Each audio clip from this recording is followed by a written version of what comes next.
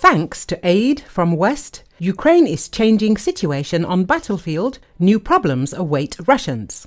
Despite the ongoing war, Ukraine's allies are finally fulfilling their declaration to support the country for as long as it takes. Politico reported this. The article cites several developments that could potentially give Kyiv a boost on the battlefield and in its efforts to achieve a favorable outcome and embark on reconstruction. One key point is that a growing number of allies, spearheaded by the UK, are now allowing the weapons they've supplied to be fired into Russian territory. Several countries recently allowed Ukraine to strike inside Russia, in particular military targets within Russian territory. Besides, the Biden administration has secretly authorized Ukraine to conduct strikes inside Russia using US-supplied weapons, but solely near Kharkiv, Ukraine's second largest city. Earlier this month, Russia launched a new offensive across the border into the region. Less dramatic, but just as consequential, is the fact that Ukraine's also been gathering momentum in other ways that could allow it to protect its independence,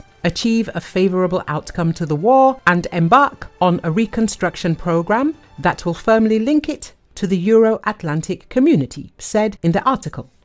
On the economic front, Politico notes that Ukraine's skillful economic policy-making has maintained macroeconomic and financial stability in the country despite the toll of the war. The article reports that after a 29.1% crash in 2022, Ukraine's economy grew 5% in 2023, faster than all other large European economies, and strong growth is expected over the next 3 or more years. The article highlights several significant developments in Ukraine's relationship with Western allies. It cites the European Council's agreement in December to open negotiations for Ukraine to join the EU, describing it as a solid commitment with its own reputation on the line.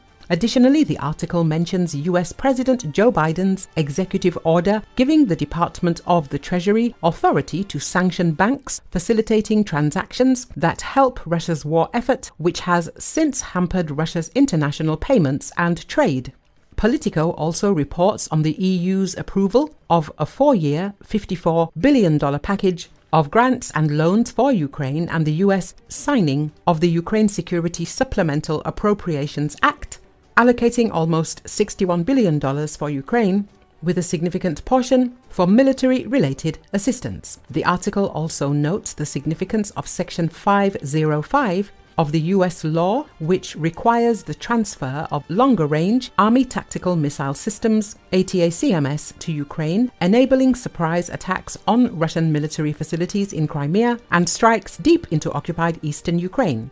While the report acknowledges Ukraine's ongoing risks and challenges, it concludes that its partners are renewing its ability to stand strong, defend itself, and become a future member of the Euro-Atlantic community.